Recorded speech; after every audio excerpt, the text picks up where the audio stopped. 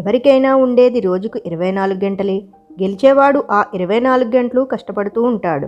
ఓడేవాడు 24 గంటలు ఎలా కష్టపడాలా అని ఆలోచిస్తూ ఉంటాడు. అదే తేడా.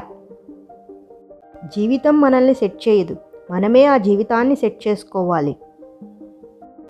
మంచితనానికి విలువ లేదు అనేది ఎంత నిజమో, మంచితనమే మనల్ని కాపాడుతుంది అనేది కూడా అంతే నిజం. నిలబెట్టుకునే లౌక్యం నీకు లేనప్పుడు పోగొట్టుకున్నాక ఏడ్చే అర్హత కూడా ఉండదు. రక్తం, చెమట, గౌరవం మొదటివి రెండూ నువ్వు ఇవ్వగలిగితే మూడో దాన్ని నువ్వు సంపాదించుకోగలవు. మరణాన్ని ఎప్పుడూ చూడలేదు, కానీ చాలా అందమైనది అయ్యుంటుంది. ఎందుకంటే దాన్ని ఒక్కసారి కలుసుకున్న వారంతా కూడా జీవించడమే మర్చిపోతారు. ఈ ప్రపంచంలో 90% ప్రజలు మరొకరి దగ్గర వాళ్ళ మంచితనాన్ని చెప్పుకోవడం కోసం మూడో వ్యక్తి గురించి చెడ్డగా మాట్లాడతారు. బాగున్నప్పుడు కాదు, బాధలో ఉన్నప్పుడు కూడా తోడు ఉండేదే నిజమైన బంధం. జీవితంలో ధనం కోల్పోతే కొంత కోల్పోయినట్టు, కానీ వ్యక్తిత్వం కోల్పోతే సర్వస్వం పోగొట్టుకున్నట్లే.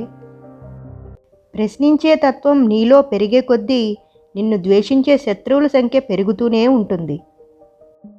కొన్ని ప్రయాణాలు ఎంత కష్టమైనా సరే ఒంటరిగానే కొనసాగించాలి, ఒంటరిగానే పోరాడాలి.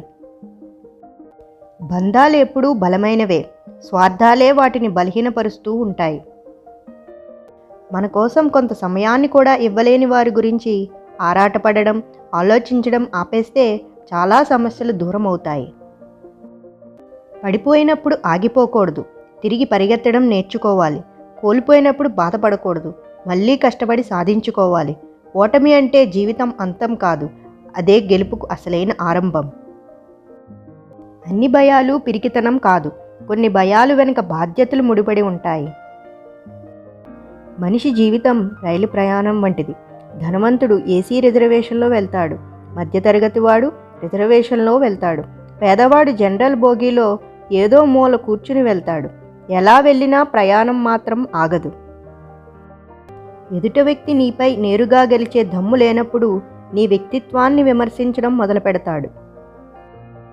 నీ కోసం జీవిస్తే నీలోనే జీవిస్తావు, జనం కోసం జీవిస్తే జనం హృదయాల్లో నిలిచిపోతావు. మీ బానిసత్వాన్ని మీరే పోగొట్టుకోవాలి. అందుకే దేవుడి మీద కానీ మహానుభావుల మీద కానీ ఆధారపడవద్దు. జీవితంలో విలువలు, క్రమశిక్షణ నేర్పించేదే నిజమైన విద్య. క్రూరత్వం కంటే నీచత్వమే అత్యంత హీనమైనది. ఎవరినీ నీచంగా చూడకండి. జీవించేందుకే మనిషి తినాలి, సమాజ సంక్షేమానికే జీవించాలి. దేశం అభివృద్ధి చెందడం అంటే అద్దాల మేడలు, రంగుల గోడలు కాదు, పౌరుని నైతిక అభివృద్ధే నిజమైన దేశాభివృద్ధి. స్వతంత్రంగా జీవించే అవకాశం ఉండి బానిస భావాలు కలిగిన వ్యక్తి కన్నా స్వతంత్ర భావాలు ఉన్న బానిస 1000 రెట్లు మేలు. Thank you for watching. నా ఛానల్ని ఫస్ట్ టైం కనుక చూస్తున్నట్లయితే వెంటనే సబ్స్క్రైబ్ చేసుకోండి మరిన్ని వీడియోల కోసం. ఈ వీడియో కనుక నచ్చినట్లయితే లైక్ చేయండి, షేర్ చేయండి అండ్ కమెంట్ చేయండి.